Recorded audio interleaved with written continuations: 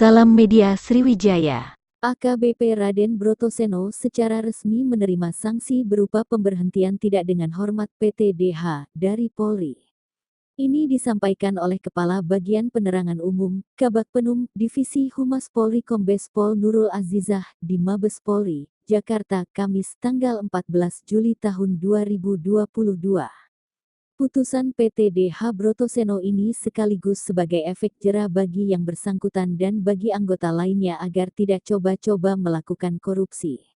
Institusi Polri harus dijaga agar bersih dari korupsi, kata Komisioner Kompolnas Pungki Indarti saat dihubungi, Jumat tanggal 15 Juli tahun 2022. Adapun Brotoseno merupakan mantan narapidana korupsi yang sempat tidak dipecat oleh Polri.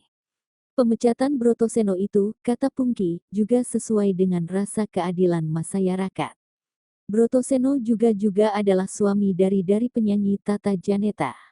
Diberitakan sebelumnya, AKBP Raden Brotoseno, yang pernah menjabat sebagai Kepala Unit 3 Subdit 3 Direktorat Tindak Pidana Korupsi Bareskrim Polri AKBP Raden, terbukti melakukan tindak pidana korupsi dengan menerima suap sebesar 1,9 miliar rupiah dari proses penyidikan tindak pidana korupsi cetak sawah di daerah Ketapang, Kalimantan Barat pada 2016. Memberatkan putusan sidang Komisi Kode Etik Polri nomor PIT 72 10 Romawi 2020 tanggal 13 Oktober 2020 menjadi sanksi administratif berupa PT-DH.